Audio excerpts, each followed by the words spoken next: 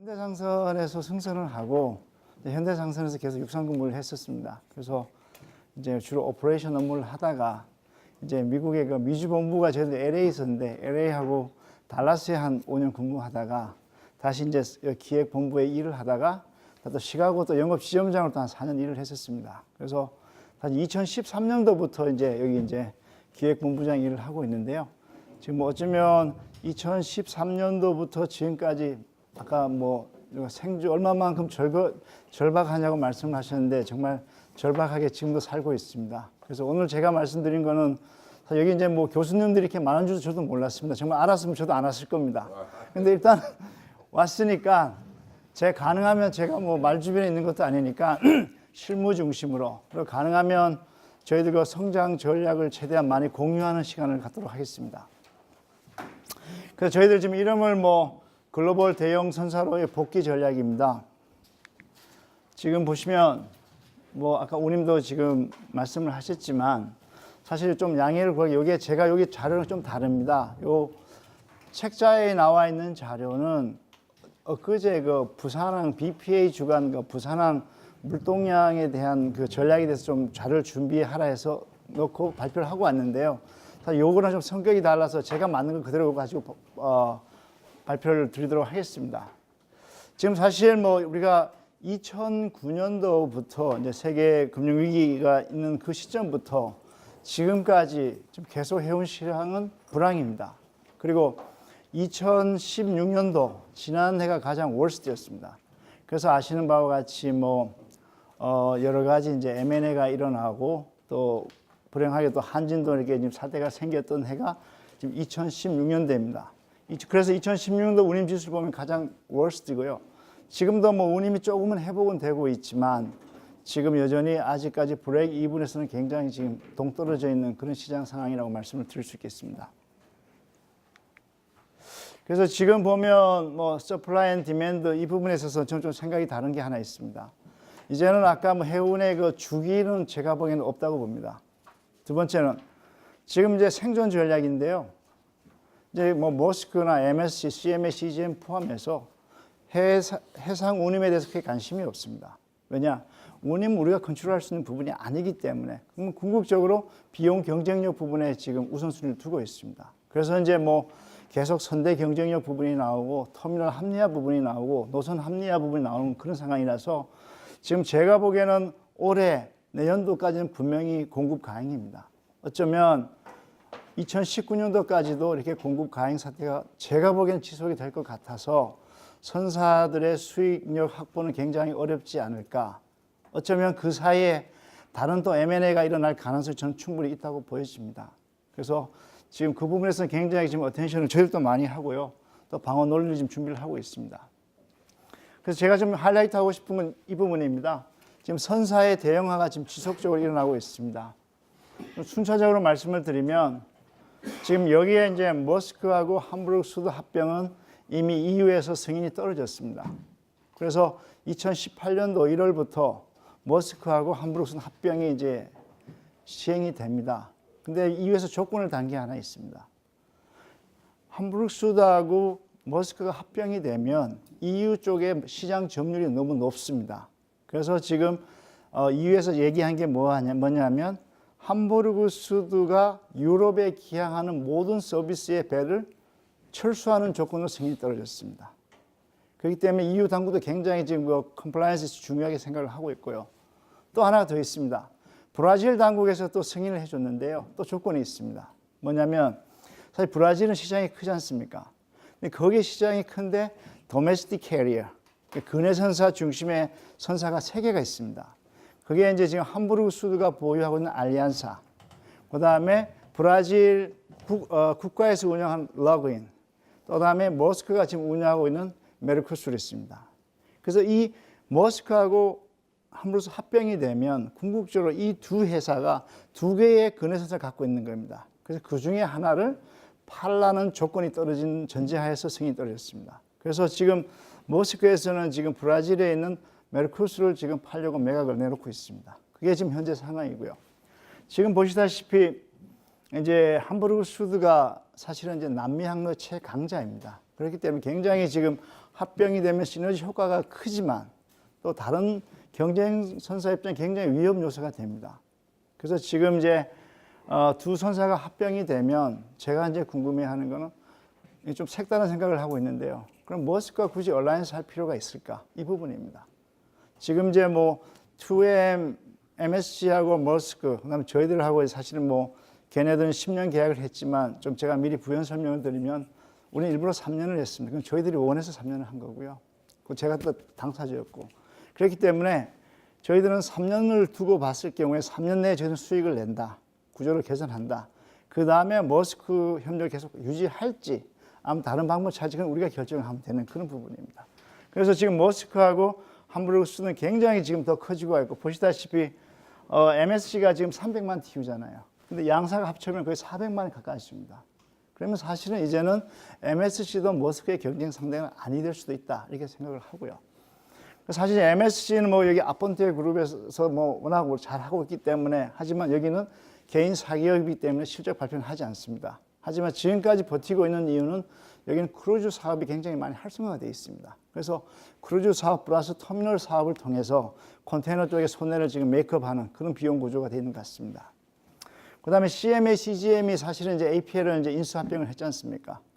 지금 뭐 CMA, CGM에서 예전에 APL 직원들 다 이제 레이오프도 시키고 굉장히 리셔플링을 하면서 비용 절감을 지금 하려고 노력을 하고 있고요.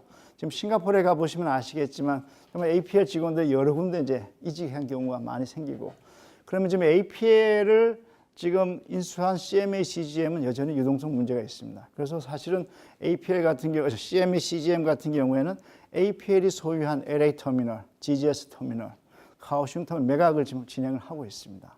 그래서 지금 어쩌면 CMA, CGM이 지금 어쨌든 남미 항로에 지금 마켓쉐어가 계속 늘리고 있기 때문에 조금 전에 말씀드린 머스크가 내놓은 그 메르코스를 인수에 제가 보기엔 적극적으로 참여할 걸로 보였습니다.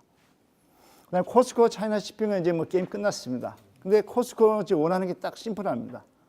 시황에 관계없이 모든 지역의 넘버원이 되겠다는 겁니다. 그렇기 때문에 굉장히 지금 머스크랑 컴피티션이 좀 심해질 것 같고요. 하팍로이드 USC도 지금 아직까지 뭐 최종 승인은 아직 떨어지진 않았지만 저희들이 보기에는 5월 말까지는 다 떨어지고 그러면 이제 하팍로이드하고 USC 합병이 되면 나름대로 지금 디얼라이언스 이끌어 가지 않을까 이렇게 생각을 하고요.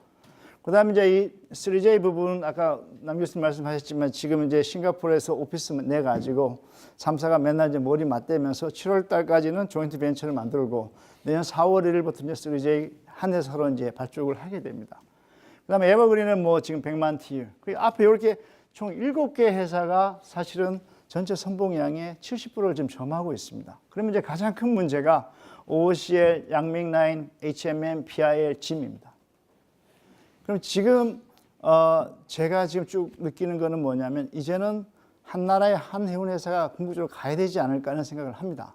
그래서 이번도 저기 머스크에 가서도 그렇게 얘기를 합니다. 유럽의 4개, 아시아의 4개의 해운 회사가 궁극적으로 남을 거다.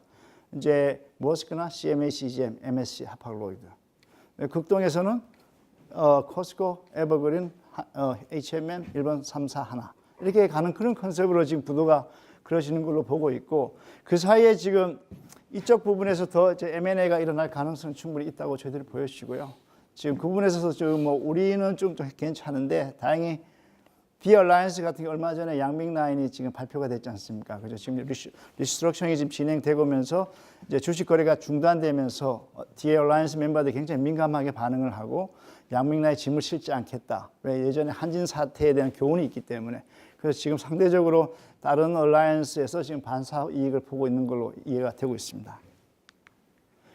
그래서 저희들이 지금 글로벌 대형 선사의 복귀 전략은 사실 선대 부분이랑 트레이드, 그다음에 또 저희들이 민간 기업이기 때문에 어쨌든 돈을 벌어야 됩니다. 그래서 수익성 개선 부분이 되겠는데요. 지금 이제 저희도 지금 오늘 기준에서 컨테이너 신조 발주가 하나도 없습니다. 하나도 없고요. 지금 보시는 바와 같이 뭐 PIL이 저희들 위에 있지만 사실 내년도 시점에 보면 어쨌든 저희들이 보기에는 뭐 일본 3사가 합병이 되고 하면 저희들이 랭킹 10위가 되겠지만 저희들이 이제 궁극적으로 에이밍 하는 거는 110만 TU는 꼭 만들어야겠다. 지금 46만 TU거든요. 100만 TU를 넘지 않으면 선대 경쟁력뿐만 아니라 서비스 경쟁력이 없어집니다. 그러면 궁극적으로 저렇게 하기 위해서는 방법은 뭐 선대를 신조를 많이 짓는다든가 아니면 속된 말 저희들이 M&A도 지금 검토를 하고 진행을 한다든가 여러 가지 지금 방법을 모색을 해야 되고 또 거기에도 추가해서 저희들이 지금 지난해 같은 경우에는 여러 가지 유동성 문제 때문에 현대상선이 영업이익률이 가장 꼴등이었습니다. 마이너스 18%. 이건 사실은 기업으로서 있을 수 없는 일인데, 근데 여러 가지 이제 자구 계획을 거치면서 비용 구조가 좋아지면서 부채 비율을 이제 400% 미만을 만들어 놨거든요. 근데 지금은 이제 저희들 수익률이 마이너스 한 10% 정도에서 움직이고 있습니다. 그래서 계속 지금 개선이 되고 있는 상태라서 지금 시황이 조금 회복이 되면 그리고 또 비용 구조 부분에 있어서 저희들 이제 고용손 선박을 많이 반선을 합니다. 그리고 또 잘 아시는 바와 톤네지 뱅크를 통해서 우리가 셀 리스백을 하고 또 터미널을 통해서 비용을 낮추고 있기 때문에 올해 같은 경우에 제가 보기에는 뭐 흑자는 못 만들지만 한 자리 숫자 영업이익 손실을 내에서 맞추지 않을까 이렇게 지금 생각하고 있습니다. 그래서 제가 지금 저희들 보면 먼저 좀 2M이랑 협력 관계에서 좀 구체적으로 말씀을 드리겠습니다. 뭐 다 아시는 내용이니까. 사실 저희들이 유동성 위기가 있을 때 회사에서 그 속된 말로 살리는 조건 중에 하나가 용선료 협상이었고 사채권자 집회였고 얼라이언스 갑이었습니다. 제가 처음에 했던 게 제가 용선료 협상을 담당 팀장을 했었습니다. 뻘크도 하고 막 했었는데 정말 하다 보니까 느낀 게 하나 있었습니다. 참 신뢰가 중요하다는 생각이 들었습니다. 저희들 어려웠어도 저 용선료 다 줬었거든요. 그러니까 특히 일본 선주가 이제 22개 선주 중에 15군데가 있었는데 미쯔비시나 여러 군데 이제 선주가 있었는데 다 오케이 해서 잘 끝났고 사채권자 끝났는데 가장 큰 문제가 사실 얼라이언스 가입 부분이었습니다. 그래서 사실은 디얼라이언스 멤버 중에 3개가 저희들 파트너였거든요. MOL이 있었고 NIK가 있었고 하팍로이드가 G6 멤버였는데 사실 저희들 개판 친구도 많았습니다. 솔직히 말씀드리면 비즈니스니까 그죠? 그래서 이제 가서 찾아보고 빌고 막 다 안 되는 거예요. 왜요? 냉정하니까. 그리고 이제 오션 얼라이언스 같은 경우에는 아예 그냥 CMA, CGM 코스가 좀 딱 정해졌습니다. 거기에 사실 MOL은 너클 하다가 밀려나면서 디얼라이언스 들어온 겁니다. 그때쯤 이제 3J 합병 얘기가 나왔기 때문에 자연스럽게 형성이 되었었고요. 그래서 저희들이 사실은 이제 좀 역발상으로 이제 코펜하겐을 찾아간 겁니다. 코펜 찾아가서 소렌스코 만나서 설명을 해줬는데 저희들 로직은 2가지였습니다. 극동에서 미소한 가는 2M 서비스는 굉장히 경쟁력이 없습니다. 근데 우리가 사실은 미소한 중심의 서비스에 강하기 때문에 그거 하나 하고 그다음 또 하나 우리가 저희들 스케줄 정시성이 굉장히 좋습니다. 그런데 그걸 믿고 이제 여러 가지 이제 얘기를 하면서 걔네들 사실을 원했던 부분은 현대 한진이 합병되었으면 좋겠다. 그거였는데 지금 구조조정하는 과정에서 이제 한진이 이제 넘어지는 바람에 그게 이루어지지는 않았는데 그럼 왜 그러면 HMM이 얼라이언스에 가입을 못했냐? 이 부분에 있어서는 제가 만약에 2M이라도 그쪽 상황을 이해를 할 겁니다. 왜? 우리가 워낙 위험 요소가 많은데 어떻게 베스트 쉐어링을 하겠습니까? 그래서 단지 쟤네들이 최대로 해줄 수 있는 게 그럼 선복 교환을 하고 모든 스코프에서 다 협력을 하자. 지금은 저희들 2M이랑 협력이 4월 1일부터 시작이 됐습니다. 근데 굉장히 소프트 랜딩이 잘 됐습니다. 우리가 구주 쪽에 2M의 5개의 서비스 중에 우리가 거의 다 쓰는데 지금 부산이 그 중에 4개가 들어옵니다. 우리 기존에 G6 할 때는 하나만 들어왔었거든요. 지중해도 예전에 하나 2개 서비스 들어오고 또 하나 얘네들은 배가 18,000개, 2만 개짜리입니다. 우리가 13,000개 될 때랑 단가가 한 100불 이상 차이가 납니다. 그럼 그만큼 우리가 비용 경쟁력이 확보가 된 부분이 있고 그다음에 미사항 같은 경우에 저희들 자연 터미널이 있기 때문에 그 양보를 못하는 부분입니다. 그래서 저희들 배를 이제 새 서비스를 돌려서 이제 미사항 서비스를 하고 있는 이런 상황에서 지금 이제 계약이 3년이기 때문에 저희도 지금 이제 스터디를 하고 지금 제가 생각하는 거는 어찌됐든 간에 지금 오션 얼라이언스 같은 경우에는 중국 중심의 얼라이언스입니다. D 얼라이언스는 일본계의 중심입니다. 일본하고 독일의 얼라이언스입니다. 그죠? 그럼 우리가 보기에는 어쨌든 2M하고 같이 해서 좀 더 협력을 확대하는 전략을 좀 가야겠다. 지금 조건이 맞으면. 그런 생각을 염두에 두고 지금 진행을 하고 있고요. 그래서 지금 이제 2020년도에 이제 계약이 끝나면 사실 이제 얼라이언스 좀 더 확대를 할까? 여기에 더 추가해서 남미라든가 다른 쪽으로 더 익스펜션 하는 것도 지금 조금 얘기를 하고 있습니다. 하고 있고요. 아주 남북 부분인데요. 아까 남 교수님 말씀하셨지만 현대가 이제 그 미주, 구주에 다 밀리고 이 큰 배들 갈 데가 없지 않냐. 저는 좀 생각이 다른 부분이 하나가 있습니다. 저희들이 지금 사실은 이제 중동 같은 경우에 두바이 서비스 같은 경우에 이란도 들어갑니다. 지금까지는 저희들 그 8,000TU급 하나, 6,000TU급, 4,000TU급 하나 두 개를 돌렸었어요. 근데 지금 여기에 우리가 13,000TU를 어제 띄웠습니다. 한국에서 중동 가는 게 13,000TU입니다. 이게 어떤 규모냐면 D-Alliance 같은 경우에 한국의 극동에서 중동 가는 게 13,000TU 하나만 띄웁니다. 서비스. 거기서 5명이서 나눠 쓰는 거예요. 저희들 혼자 띄웁니다. 왜 이게 가능하냐면 어쨌든 저희들 그 한국의 로얄 커스터머도 있고 우리가 중동에 대해서 굉장히 자신이 있고 지금 이렇게 하면 저희들 중동의 마켓쉐어가 1위가 됩니다. 그리고 지금 저희들이 보기에는 우리가 이란 직계항 서비스를 해주고 있거든요. 다른 선사는 여러 이란하고 미국 정부의 관계 때문에 굉장히 조심을 하지만 우리는 미국 정부의 인도르스를 받아서 지금 하고 있기 때문에 크게 문제가 없습니다. 그래서 지금 13,000개 같은 경우에 실제 실효적인 게 10,000TU 정도씩 되니까 그중에 우리가 3,000개 정도 이란을 지금 보내고 있습니다. 그래서 저희들 이 부분에서 굉장히 경쟁력이 있다고 보고 또 단가도 지금 뭐 한 120불 정도 떨어지기 때문에 저희도 수익을 좀 낼 수 있다고 봅니다. 또 하나는 인도 시장인데요. 인도 시장과 좀 얘기가 좀 다릅니다. 뭐냐면 사실 지금은 중국에 있는 그 공장, 물류가 베트남에 갔다가 베트남 다시 인도로 옮겨가는 그런 컨셉입니다. 그래서 지금 인도 같은 경우에도 저들 기존에 5,000개짜리 배럴도 지금 8,000개로 업사이징 했습니다. 그것도 전부 다 한국 들어오는 서비스고요. 그래서 저희들의 지금 전략은 뭐냐면 2020년도까지 우리가 2M에 대한 방향성이 설정이 될 때까지는 우리가 잘하는 트레이드의 캐파를 늘리겠다는 겁니다. 그게 지금 중동 인도가 되겠고요. 그 다음에 이렇게 중동 인도를 늘리게 되면 근해선사 영향은 없냐? 전혀 없습니다. 지금 사실은 고려해운만 부산에서 인도 서비스를 하지 장금이나 이쪽은 전부 다 이게 그쪽 서비스가 없습니다. 대신 저희들 우리가 이제 K2 컨소시엄을 하면서 우리 배의 선복을 이제 흥하 장금인데 주는 그런 구조로 지금 진행을 하고 있고요. 그래서 지금 저희들 보는 관점은 사실 이게 아주 영내 부분에 있어서도 우리가 사실은 좀 조심스러운 부분인데 M&A를 좀 해야 되지 않느냐. 그 대상이 누군지는 모르겠습니다. 고민하고 있고요. 그다음에 또 이쪽에 아주 남북 쪽에 제대로 얼라이언스를 강화를 좀 하려고 합니다.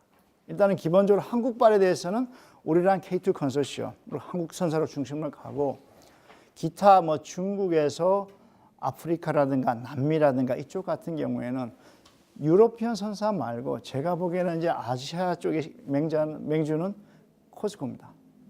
그래서 저희들이 이제 한국 서비스를 제외한 다른 서비스에 대해서는 코스코랑 지금 전략적 협력을 많이 하려고 하고 또 우리 뭐 양 나라 대사끼리 또 만나고 해서 굉장히 지금 협업을 많이 하려고 노력을 하고 있고요.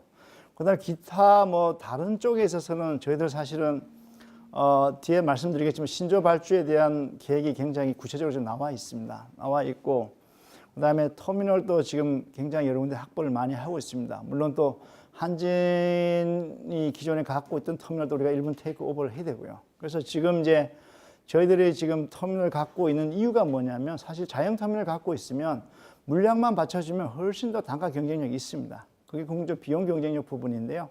저희들은 이제 뭐 LA도 있고 타코마도 있고 카오슝도 있고 부산은 이제 조그맣게 지분만 있습니다. PSA에. 그다음에 이제 뭐 동경이라든가 한진이 갖고 있던 또 알제시라스 터미널, 로텔담이 또 지분을 갖고 있는 이 부분이 있는데 어쨌든 간에 저희들 이제 물량이 계속 늘려가면서 중요한 포인트에 우리가 지금 거점 터미널을 확보해야겠다. 그게 지금 진행되고 있는 상황으로 보시면 되겠습니다. 그래서 지금 저희들 이게 좀 뭐 2M 간의 계약 조건입니다. 이거 뭐 공유 가능한 거 이미 다 알고 있는 부분이고 해서요. 저희들 지금 보면 사실 이 부분에 있어서 지금 함부르크도 사실 굉장히 캐파시티 큽니다. 우리가 지금 뭐 47만, 8만이고 뭐 OCL도 좀 그렇고 양민도 이 3사가 사실은 어쩌면 M&A 시장에 가장 많이 익스포저가 되어져 있습니다. 근데 이제 OCL이나 양명은 지금 어떻게 될지 모르겠지만 어쨌든 지금까지 저희들이 진행해왔던 HMM에 대해서는 정부 또 우리 KDB를 통해서 굉장히 지금 신조 발주 패키지를 포함해서 규모를 확대하는 전략으로 지금 수립을 하고 있습니다. 그래서 지금 저희들 사실은 막 이렇게 왜 한동안 2M 이거 협력 이거 계약 잘한 건가 아닌가 이렇게 얘기하신데 제 관점에서는 잘했다고 생각합니다. 물론 제가 해서 그런 건 아니겠지만 왜냐하면 일단은 2M이 저희들이 가장 싫어했던 이유가 한 가지 있습니다. 파이낸셜 문제도 있지만 더 큰 게 뭐냐면 2M이랑 똑같은 프로덕트 쓰지 않습니까? 그럼 우리가 부산에서 로테르담에 짐을 실는데 똑같은 프로덕트를 쓰잖아요. 2M 애들 운임은 예를 들자면 2,000불이에요. 우리는 서드 파티 캐 우리는 뭐 삼류선사니까 우리 1,600불을 오버하는 그럼 얘네들이 이게 난리가 나는 거야. 이걸 얘네 가장 견제했던 부분이거든요. 근데 다행히 그 부분에서 우리가 이제 소프트 랜딩을 했고 또 사실은 이제 뭐 EU라든가 TSA 같은 경우 이제 운임 협의체가 없지 않습니까? 그죠? 이거는 컴플라이언스 이슈 때문에 운임 협의를 못 합니다. 근데 다행히 그 부분에 있어서 머스크나 MS도 동의를 했기 때문에 지금은 남대로 소프트 랜딩을 했다고 지금 판단을 하고 있고요. 그다음에 저희들 이제 뭐 2M하고 저 구주 지중해 이쪽 미동하는 선복을 샀지만 사실은 우리가 배를 9척을 빌려줬습니다. 왜냐하면 우리가 빌려준 반대급부로 선복을 쓰는 거기 때문에 싸게 그렇기 때문에 얘네들이 그 선박을 다른 데 돌린다. 근데 그게 왜 그렇게 됐냐면 처음에 이제 우리가 여러 가지 파이낸셜 문제 때문에 얘네들 하주들이 현대상선배에 짐을 안 실겠다고 처음에 얘기했었단 말이에요. 근데 이제 매년 9월에 저희들 이제 그 캐파시티 리뷰 회의를 합니다. 그때 상황이 좋아지면 원복시키는 조건으로 이렇게 지금 얘기를 해왔기 때문에 충분히 저희들 배를 투입할 수 있는 개연성은 충분히 있고요. 그다음에 저희들 그 구주항로 같은 경우에 이제 프리퀀시가 많이 늘어났고 지금 기존에 부산발 같은 게 하나에서 3개로 늘어났고요. 지중해도 하나에서 2개로 늘어났고 미동안도 지금 2개에서 4개로 늘어났고 굉장히 지금 서비스는 경쟁력이 있다고 보여지고 그리고 이로 인해서 사실 좀 우리를 안 썼던 하주들이 많이 돌아왔습니다. 물론 그게 한진 여파에 대한 그 이유도 되겠지만 저희들 나름대로 이제 좀 신용 등급도 올라가고 이제 BB로 올라가 있고 해서 굉장히 많이 지금 신뢰도가 좀 회복되어 있다고 좀 말씀을 드릴 수 있겠습니다. 근데 이제 이 부분이 이제 단점 부분인데요. 사실은 이제 저희들 마켓 점유율 증대가 제한되어 있다고 이제 사실 대부분 다 걱정도 하고 그 사실입니다. 근데 이렇게 되어 있습니다. 우리가 이제 1년에 한 번씩 캐파시티 회의를 머스크랑 MSC랑 합니다. 그럼 우리가 만약 우리가 이제 올해는 구주 항로에 3,000TU 더 늘려야겠다. 그러면 그 요구 조건을 머스크에서 못 받아지면 우리가 서비스 깔 수 있습니다. 누구랑 다른 선사랑 그런 조건이 있습니다. 그렇기 때문에 막연하게 뭐 캐파시티 못 넣나 그거는 사실이랑 다르고요. 그다음에 저희들 이제 가장 큰 문제가 사실 머스크하고 MSC가 워낙 크니까 사실 저희들이 좀 이렇게 목소리를 많이 못 내는 것도 솔직히 사실입니다. 걔네들을 프레임에 우리가 지금 들어가는 거기 때문에 사실 아직까지 목소리를 못 내는데 다행인 거는 지금 뭐 내일 저희들 다시 코펜하겐도 가고 제네바 갑니다. 근데 걔네들이 우리 서비스에 대해 굉장히 리스펙트를 하기 시작했습니다. 굉장히 서비스가 릴라이어블하고 또 우리가 사실은 현대상선의 얼라이언스를 1997년도부터 했습니다.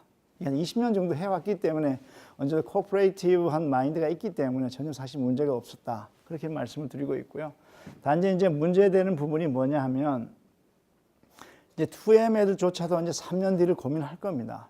그리고 또 하나는 머스크 같은 경우에는 함부르크수드가 합병이 되면서 규모로 봤을 때는 다른 하나의 얼라이언스 정도의 토네지가 되거든요. 그럼 저는 좀 생각을 달리해서 굳이 이제 얼라이언스로 꼭 가야 되나 이런 생각은 좀 조심스럽게 해봅니다. 거기에 대한 대응을 지금 좀 고민 좀 하고 있고요. 그래서 지금 보면 저희들 이제 이렇게 뭐 쭉 보시면 저희들이 이제 그 뭐 2M 부분 이런 부분에 있어서도 미주 같은 경우에는 저희들 그 지난해 동기 대비해서 한 48% 늘었고요. 그 이유는 한진 사태가 9월 달에 생겨났지 않습니까? 그죠? 그때 우리가 이제 뭐 국적 하주들을 보호하기 위해서 인위적으로 서비스를 하다 깐 부분도 있고 그 다음에 또 저희들 2M이랑 협력하면서 또 우리가 터미널 문제가 있기 때문에 캐파시티를 의도로 좀 늘렸습니다. 그래서 미주도 늘렸고 미주는 한 48%, 구주는 한 18% 늘렸습니다. 2M 성복을 쓰면서. 근데 가장 많이 늘렸던 부분이 사실 저희들이 이제 올해 중동하고 인도이고요. 저 보시다시피 13,000개 넣었고 또 8,000개 넣었고요.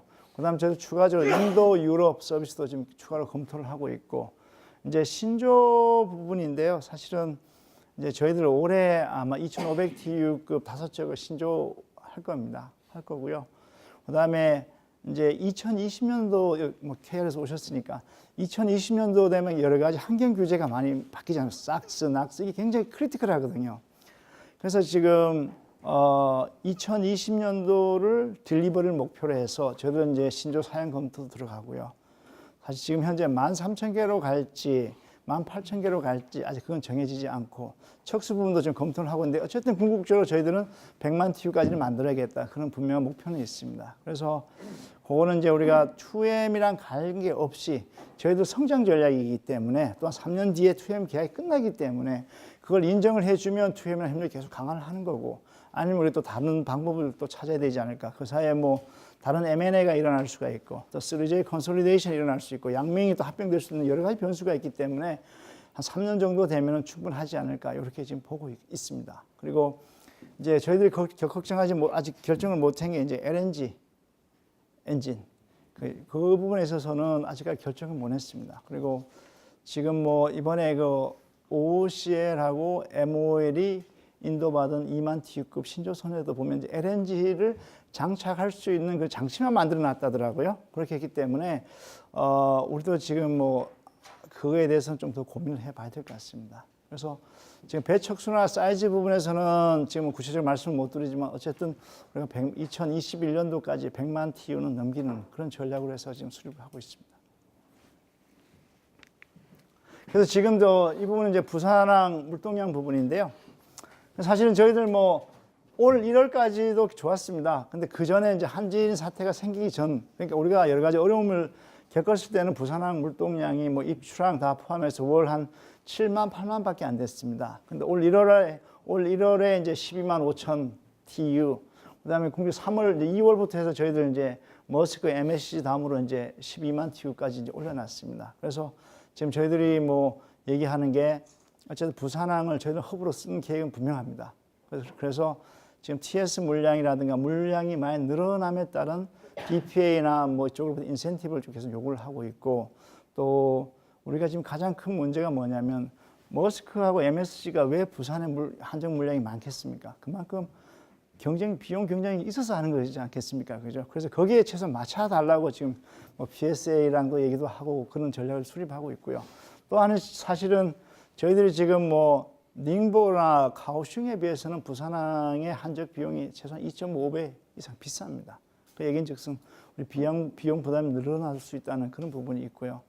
저희들 사실 부산항만 바라보는 게 아니고 저희들 사실 미주 서비스를 처음으로 인천에 기항을 시켰어요. 그래서 인천에 미주 서비스가 유일하게 우리가 들어가고 있고요. 그다음에 강양도 지금 많이 기항을 하면서 어찌됐든 간에 이제 국적선사로서 또 대한민국 화주를 보호하는 차원에서 모든 서비스 다 부산, 강양, 인천 다 기항시키고 있는 그런 상황입니다. 그래서 지금 이제 뭐 큰 선사들이 나름대로 이제 자회사를 갖고 있는 현황인데요. 사실은 이제 머스크 같은 경우는 극동에서는 이제 MCC가 있고, 그죠? 그다음에 또 CMA, CGM은 CNC가 있고요. 그다음에 PIL은 ACA, 그다음에 GM은 이제 골드스타 라인이 있고, 뭐 여러 가지 자회사를 운영을 하고 있습니다. 그리고 지금 저희들 보시면 사실은 뭐 2,000TU 미만의 저희들 사선은 전혀 없습니다. 이게 전부 용선선박입니다. 올해 다 반선할 겁니다. 그러면 우리가 이걸 다시 신조 발주를 하는 게 나은 건지 아니면 정말로 그 우리랑 포트폴리오가 딱 맞아 떨어지는 근해선사를 하나 M&A 하는 게 나은지 이 부분은 저희도 좀 고민 중에 있는 부분을 보시면 될 것 같습니다. 그래서 지금 저희들 또한 저 남북항로 같은 경우에는 사실은 뭐 교수님 다 아시면 PIL 같은 경우 아프리카에 굉장히 특화된 선사입니다. 그 와중에 이 친구들은 펜들럼 서비스라고 대만계의 작은 피더 선사를 인수를 해서 파푸아 뉴기니아 이쪽을 굉장히 서비스 특화시켰습니다. 그쪽의 수익을 기준으로 해서 지금은 미수한 서비스도 하고 지금 조금 영역을 넓히고 있는 그런 상황이고요. 하파글로이드는 잘 아시는 것 같이 CSAB 합병하면서 남미를 확 키워버렸습니다. 그래서 지금은 여러 선사 중에 유일하게 대형 선사가 수익을 내는 곳이 지금 하파글로이드입니다. 하파글로이드고요. 그다음에 3J 같은 경우에는 지금 이제 여러 가지 이제 합병 준비가 되고 있지만 제가 보기에는 이제 미주 같은 경우에 3J 같은 경우 LA 세 개 터미널 다 가지고 있습니다. 그래서 3J 여러 가지 협의 과정 중에 가장 문제가 되는 게 터미널 합리화하는 부분이고 또 반납하는 부분인 걸로 제가 듣고 있고요. 그래서 저희들도 지금 어쨌든 지금 저희들은 중동하고 인도를 굉장히 우선순위를 두고 지금 키우고 있다. 이렇게 좀 말씀드리고 싶습니다. 그래서 저희들은 이제 전사적으로 수익성을 좀 개선을 해야 됩니다. 지금 뭐 기업이 수익을 못 내면 의미가 없기 때문에 그래서 저희들 사실은 뭐 신조선 건조, 중소형 선사 인수를 통해서 오퍼레이팅 캐파시티 늘리는 전략도 지금 검토를 하고 있고 그다음에 이제 항로별로 적정 선형, 궁극적으로 저희들이 잘하는 쪽에 대형 선대를 넣어서 비용 경쟁력을 가지면서 물량을 늘리는 전략을 가져갈 거고요. 그다음에 저 아까 말씀드린 거 환경 규제에 관련된 걸 감안해서 운항 효율성을 늘릴 수 있는 부분. 지금 저희들은 유가가 한 420불만 되면 저희들은 웨스트바운드 미주에서 올 때는 러시아 방커링을 합니다. 420불 미만인 경우에는 굳이 들어갈 필요가 없고요. 그런 남들 크라이테리아를 가지고 지금 진행을 하고 있고요. 그다음에 물류 부분에 있어서도 저희들 이제 뭐 허브 앤 스포크 개념은 제가 보기엔 계속 할 것 같습니다. 그리고 뭐 저희들 어찌됐든 간에 저희들은 지금 가장 큰 핸디캡이 부산의 자영터미널이 없는 부분. 물론 저희들 뭐 지난해 그 구조 조정 과정에서 어쩔 수 없이 팔았지만 지금 부산항 물동량이 가장 많습니다. 저희들 올해 뭐 한 150만 TU 정도 생각하고 있습니다. 그게 왜 필요하냐면 아까 말씀하셨지만 부산항이 가장 지리적으로 가장 좋습니다. 지금 중국의 상해, 닝보는 지금 뭐 청도는 농무, 댄스 포그 때문에 클로징 계속 하고 있습니다. 또 하나는 일본 시장 거의 지금 죽었습니다. 그래서 지금 디얼라이언스가 뭐 일본 서비스, 자기네 서비스 일본 찍고 가지만 저희들은 들어가지 않고 저희들이 부산하고 일본 도쿄, 요코하마 데디케이트 피더를 깔았습니다. 이게 전부 다 부산에서 다 TS합니다. 그렇기 때문에 물량이 한 80만에서 한 150만 늘어나기 때문에 그 한적 비용에 대한 경쟁력은 굉장히 저희들 중요한 그런 상황이 되겠습니다. 그래서 저희들 뭐 또 하나는 저희들 네트워크 부분에 있어서는 사실은 이제 토탈 로지스틱 솔루션이라고 얘기를 하고 싶은데 선사는 이제 포트 영업을 하면 수익을 못 냅니다. 그러니까 사실 아까 뭐 RIPI 얘기도 했지만 이제는 도어 투 도어 서비스입니다. 물론 중간에 포워더들을 뭐 먹고 살 게 없지 않는 얘기도 하지만 그렇게 하지 않으면 경쟁력이 없습니다. 왜 NIK 라인을 하다 갑자기 NIK 로지스틱으로 바꿨습니까? 그런 컨셉으로 계속 가야 될 것 같고 지금 모스크도 같은 컨셉인 것 같습니다. 그다음에 저희들 얼라이언스 부분에서는 저희들 지금 뭐 지금부터라도 지금 3년 후를 지금 준비를 하고 있습니다. 그래서 저희들이 어쨌든 얼라이언스를 하면서 최대한의 그 시너지를 낼 수 있는 그런 얼라이언스 구조를 가져가려고 하고 있고요. 아주 남북 부분에 있어서는 저희들 지금 상대적 마켓 셰어가 더 약한데 좀 더 늘리는 전략으로 가져가려고 합니다. 그래서 지금 저희들 뭐 사장님을 포함해가지고 저희들 지금 올해 전략은 수익성을 최대한 극대화시키자. 그래서 지금 최소한 뭐 브레이크 이븐을 사실 목표를 하고 있습니다. 그것을 충족시키면서 선대를 키우는 부분, 그다음에 얼라이언스를 포함해서 향후 전략적으로 이제 항로 운영 방안에 대해서 지금 계속 검토를 하고 있고요. 또 뭐 여러 가지 관심도 많이 가져서 좋은데 분명한 거는 저희도 이제 국제 선사이기 때문에 한진의 그 부분을 최대한 우리가 테이크 오버도 하고 그다음에 또 근해 선사를 같이 상생하기 위해서 K2 컨소시엄도 만들었습니다. 해서 서로 상생할 수 있는 그 비즈니스 모델을 개발하도록 하겠습니다. 예. 저는 뭐 이 부분은 뭐 참고하시고요. 결론적으로 보시면 정부하고 선사, 항만, 하주, 그 조선 금융 같이 이렇게 좀 코퍼레이션이 좀 강화가 돼야 되지 않느냐. 이게 저 키 포인트라고 제가 말씀드리겠습니다. 예, 이상입니다.